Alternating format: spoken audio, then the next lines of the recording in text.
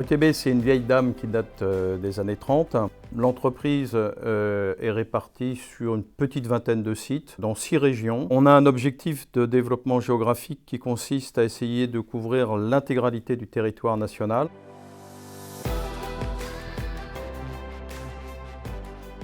L'entreprise s'est développée grâce à la progression des salariés. Quand un apprenti devient compagnon, quand un compagnon devient chef d'équipe, quand un chef d'équipe devient chef de chantier, on s'est aperçu au fil du temps que ça se traduisait tout naturellement par une progression et un développement de l'entreprise. Cette progression des individus rentre en résonance à la fois dans le monde du bâtiment et des travaux publics et dans le statuscope. On a une quantité importante de petits chantiers. Les gens sont souvent seuls ou en équipe, et ce qui favorise la responsabilisation, la mise en autonomie, l'implication des salariés. Pour ces thèmes qui nous sont chers, qui sont importants à notre développement, le statuscope est vécu comme un atout tout à fait primordial pour l'entreprise.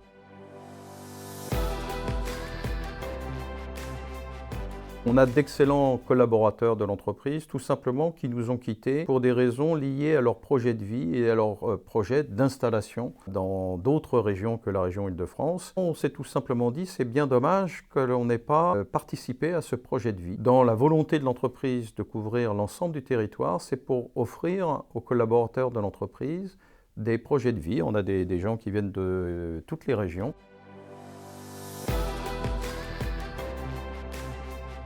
On se rapproche d'entreprises reconnues dans leur métier, qui ont un vrai savoir-faire ancestral, ce qui a permis, en les rachetant, de les faire perdurer. L'objectif principal est de pérenniser l'emploi et les savoir-faire. L'humain a toujours été une valeur importante de l'entreprise. C'est pourquoi son développement passe par la promotion interne et par le rachat de sociétés ayant une philosophie commune avec la nôtre, c'est-à-dire l'humain comme préoccupation majeure.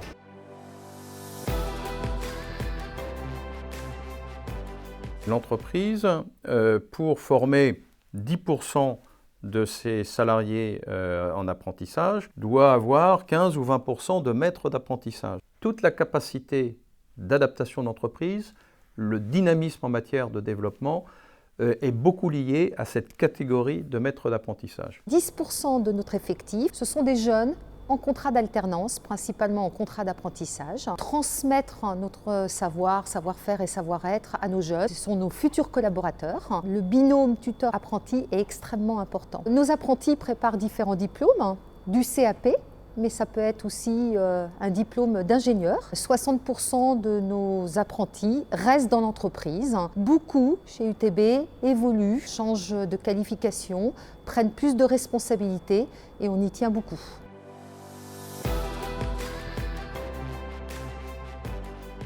On se trouve dans Paris, dans le 16e arrondissement. On est sur un chantier de rénovation d'immeubles typiques haussmanniens avec un brésil en ardoise et un terrasson en zinc naturel. Sur le site, on a une équipe qui varie entre 6-7 personnes. C'est un chantier qui dure à peu près 6 mois. Les particularités sur Paris, c'est qu'on a beaucoup de problèmes pour avoir des places pour installer des cantonnements ou des zones de stockage. Donc pour tout ce qui est manutention, on procède avec des montes matériaux. Sur les brésil ardoises, on a plutôt des couvreurs qui sont ardoisiers. Ça nécessite un savoir-faire parce qu'on utilise des outils qui permettent de tailler l'ardoise au besoin. Donc il faut quand même avoir une certaine formation pour pouvoir poser ce genre de matériaux. Et pour le zinc, il faut savoir prendre des cotes, des angles, plier, façonner. Là aussi, il faut avoir une formation de couvreur zingueur. On a tendance à fabriquer en atelier les bacs en zinc quand les cotes sont assez standards et répétitifs sur les chantiers. On façonne aussi ce qui est accessoire comme les pontets, les patates à seau, les chemises de garantie, tout ce qui permet aux équipes sur place de gagner du temps en production.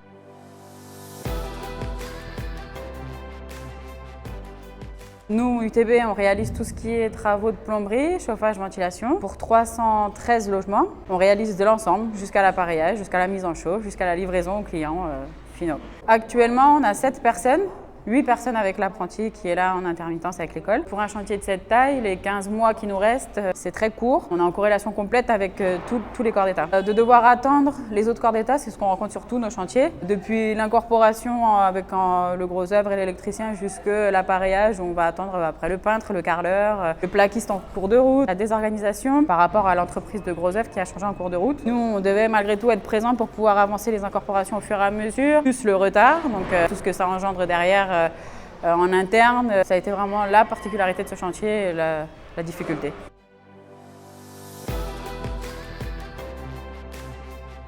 Le statut Scope, c'est une collectivité de travail pour prendre son destin en main, indépendamment de son modèle économique, tout en augmentant le nombre de salariés. L'entreprise essaye de conserver un modèle social complet. Je suis arrivé en 1997 et j'étais stagiaire. Mon directeur de l'époque m'a donné ma chance pour travailler en couverture. Et quelques années plus tard, je suis donc directeur opérationnel, donc au comité de direction. La SCOP a cette particularité, c'est un homme, une voix.